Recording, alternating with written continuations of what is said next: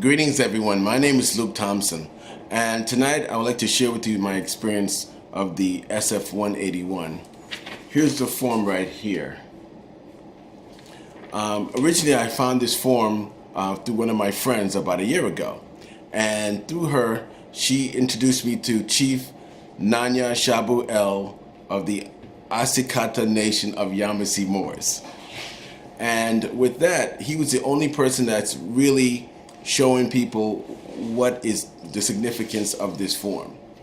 This form has been out since 2005, and what it does, it gives the new racial categories and the definitions of the racial categories. So we have different categories. So we start off with American Indian, a person having origins in any of the original peoples of North and South America, including Central America, and who maintains a tribal affiliation or community attachments. The next one is Asian, a person having origins in any of the original peoples of Far East, Southeast Asia, the Indian subcontinent, for example, Cambodia, India. That's interesting that India is actually Asian, Japan, Korea, Malaysia, Pakistan, the Philippine Islands, Thailand, and Vietnam. The next one is Black or African American, a person having origins in any of the Black racial groups of Africa. The next one is Native Hawaiian or Pacific Islander, a person having any of the original peoples of Hawaii, Guam, Samoa, and other Pacific Islands. And the last one is White, a person having origins in any of the original peoples of Europe, the Middle East, or North Africa.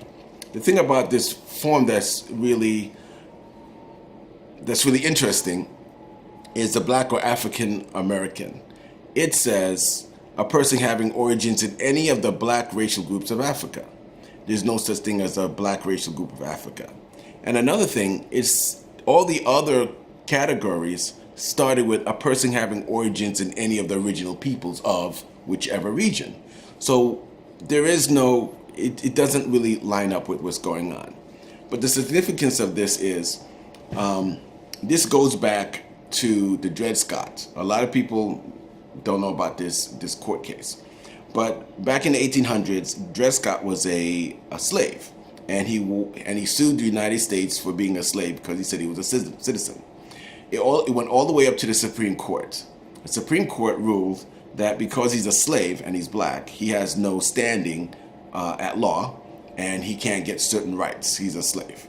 So when you call yourself Black or African American, you're calling yourself a slave and you have no standing at law. And because this says a person having origins in any of the Black racial groups of Africa, there's no such thing. So it's kind of like a trick question to kind of draw you into the wrong answer.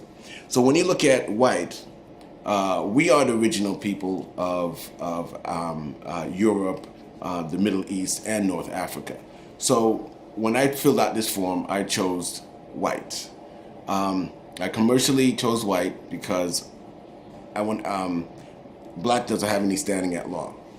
Another thing is, this form is, you can do it you can self-identify with any of the categories that you have right here. I